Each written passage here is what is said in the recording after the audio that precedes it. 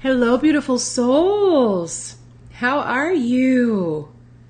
I'm trying to get this set up by myself here over on my other page, but how are you? Where are you watching, listening from? And what's going on? How are you feeling in these watery Scorpio energies, these Mercury in retrograde, I guess we could call it energies, right? And just overall, this time of the year, which is what we call the dark half, if you're here in the Northern Hemisphere. Hello, Gloria. Yes, you're in Pennsylvania. Thank you for commenting. Let me see if I can get your comments to come up. Hello, beautiful Maureen. Hello, Kat again. So I just did a live in my goddess group and I started packing because I'm going on vacation tomorrow. And then I'm like, I can't leave you guys hanging, the rest of you.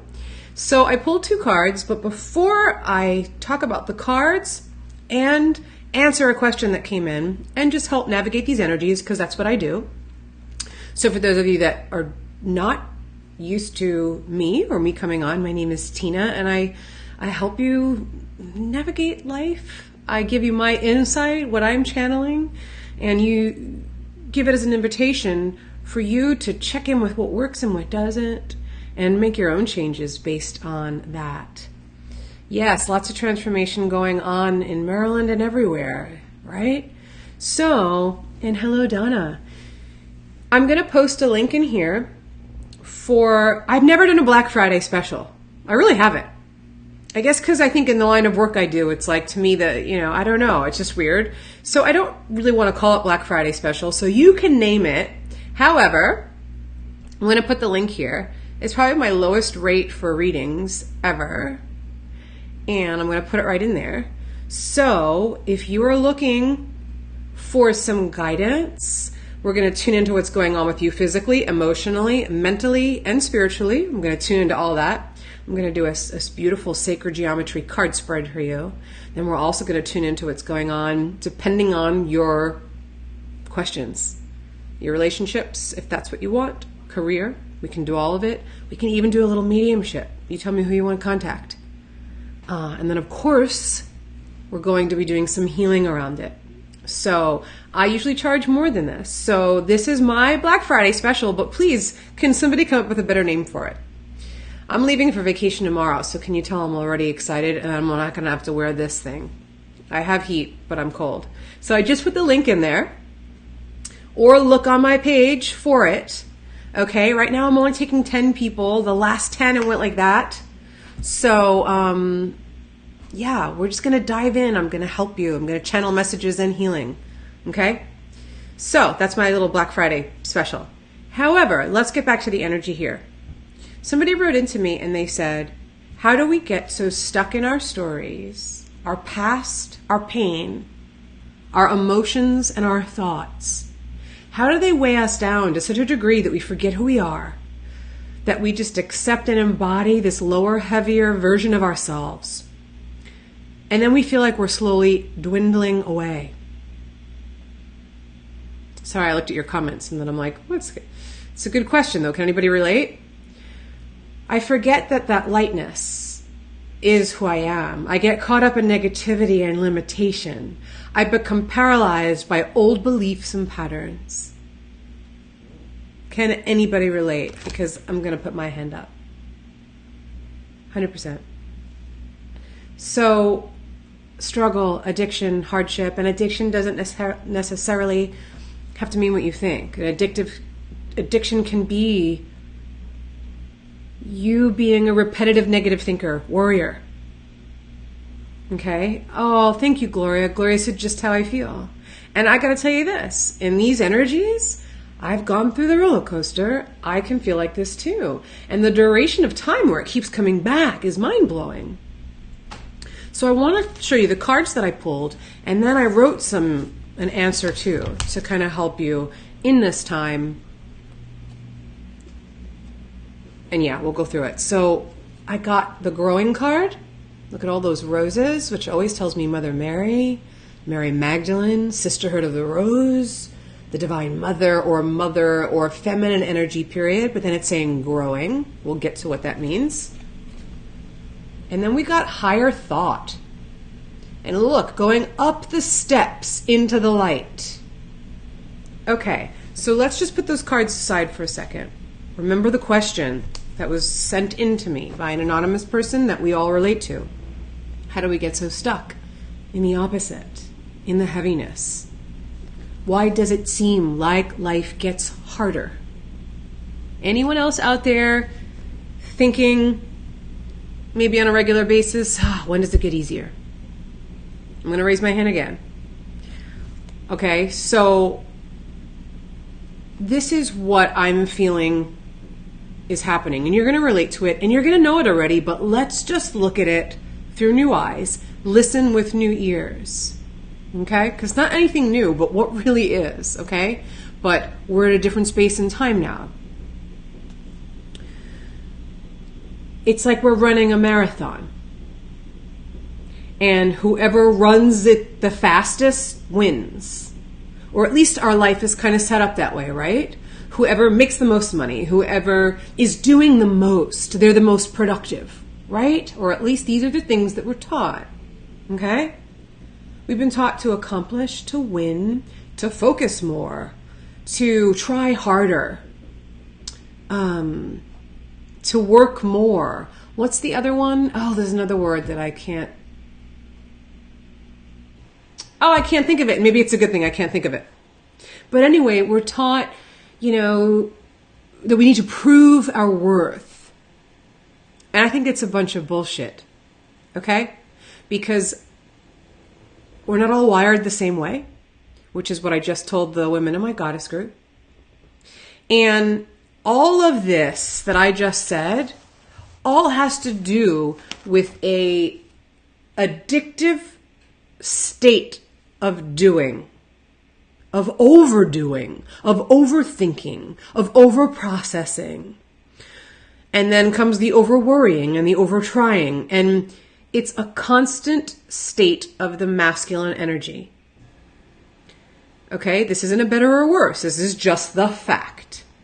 2,000 years of the patriarchy. This is conditioned. Not just this lifetime. We're talking about many lifetimes. But guess what? We can't go this way anymore. Can you? Can you keep this up?